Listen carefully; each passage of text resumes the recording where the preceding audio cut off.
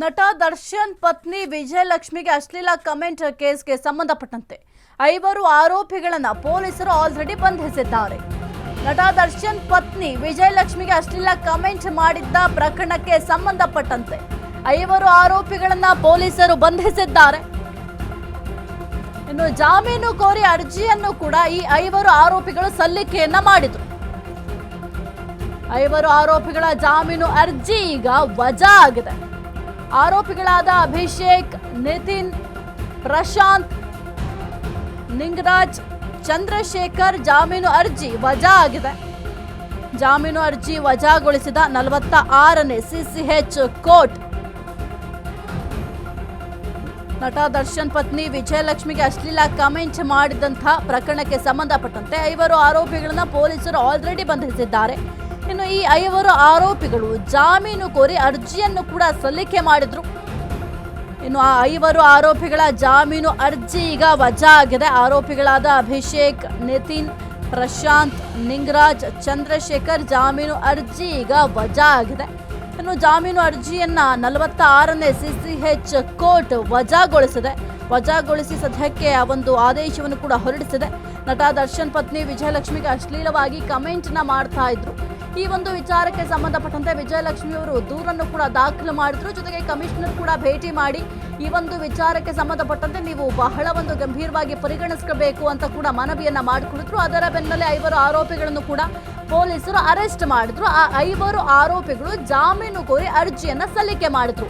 ಆದ್ರೆ ಆ ಒಂದು ಅರ್ಜಿಯನ್ನ ಈಗ ತಿರಸ್ಕಾರ ಮಾಡಲಾಗಿದೆ, ವಜಾ ಮಾಡಲಾಗಿದೆ. ಆರೋಪಿಗಳಾದ ಅಭಿಷೇಕ್, ನಿತಿನ್, ಪ್ರಶಾಂತ್, ನಿಂಗರಾಜ್, ಚಂದ್ರಶೇಖರ್ ಜಾಮೀನು ಅರ್ಜಿ ಈಗ ವಜಾ ಆಗಿದೆ.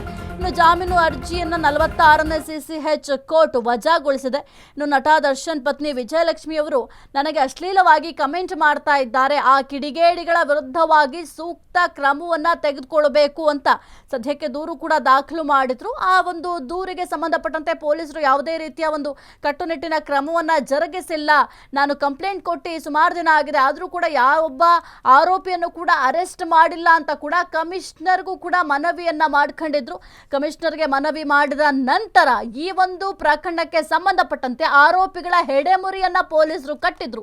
ಸದ್ಯಕ್ಕೆ 5 ಆರೋಪಿಗಳನ್ನ ಪೊಲೀಸರು ಆಲ್ರೆಡಿ ಅರೆಸ್ಟ್ ಮಾಡಿದ್ದಾರೆ. ಜೊತೆಗೆ ಸಾಕಷ್ಟು ವಿಚಾರಣೆಯನ್ನ ಮಾಡಿದ್ದಾರೆ. ಬೇರೆ ಯಾರಿಗಾದ್ರೂ ಈ ರೀತಿಯಾಗಿ ಕಮೆಂಟ್ ಮಾಡಿದ್ದಾರಾ, ಕೇವಲ ವಿಜಯಲಕ್ಷ್ಮಿ ಅವರಿಗೆ ಮಾತ್ರ ಅಶ್ಲೀಲವಾಗಿ ಕಮೆಂಟ್ ಮಾಡಿದ್ದಾರೆ, ಆ ಎಲ್ಲಾ ಒಂದು ಆಯಾಮಗಳಲ್ಲೂ ಕೂಡ ಎನ್ಕ್ವೈರಿಯನ್ನ ಮಾಡಿದ್ರು. ಈಗ 5 ಆರೋಪಿಗಳೇನಿದ್ರು ಆ 5 ಆರೋಪಿಗಳು ಕೂಡ ನಮಗೆ ಜಾಮೀನು ಬೇಕು ಅಂತ ಅರ್ಜಿಯನ್ನು ಕೂಡ ಸಲ್ಲಿಕೆ ಮಾಡ್ಕೊಂಡಿದ್ರು.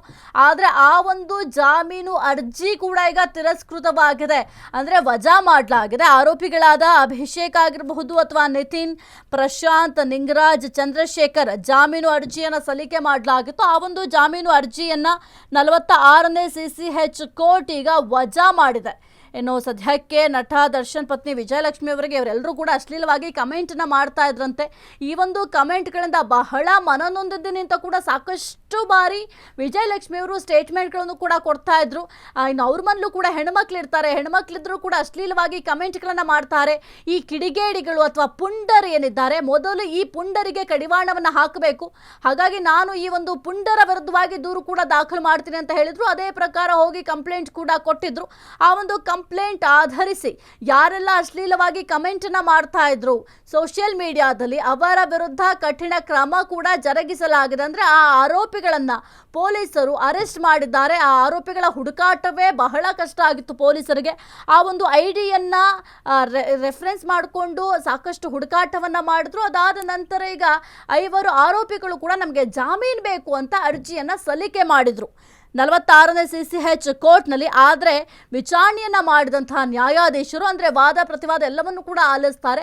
ಈಗ ಒಂದು ಜಾಮೀನು ಕೊಡಬೇಕು ಅಂತ ಅಂದರೆ ಅವರ ಅಪರಾಧ ಏನು ಅದೆಲ್ಲವೂ ಕೂಡ ಬಹಳ ಮುಖ್ಯ ಆಗುತ್ತೆ. ಜೊತೆಗೆ ಪೊಲೀಸರು ಯಾವೆಲ್ಲ ಆಯಾಮಗಳಲ್ಲಿ ಎನ್ಕ್ವೈರಿಯನ್ನು ಮಾಡಿದ್ದಾರೆ, ಅವರು ಕೊಟ್ಟಂತಹ ವರದಿಯಲ್ಲೇನಿದೆ ಅದೆಲ್ಲವನ್ನೂ ಕೂಡ ಆಧಾರವಾಗಿ ಇಟ್ಕೊಂಡು ಸದ್ಯಕ್ಕೆ ಈ ಒಂದು ಜಾಮೀನು ಅರ್ಜಿಯನ್ನು ತಿರಸ್ಕಾರ ಮಾಡಲಾಗಿದೆ, ಅಂದರೆ ವಜಾ ಕೂಡ ಮಾಡಲಾಗಿದೆ.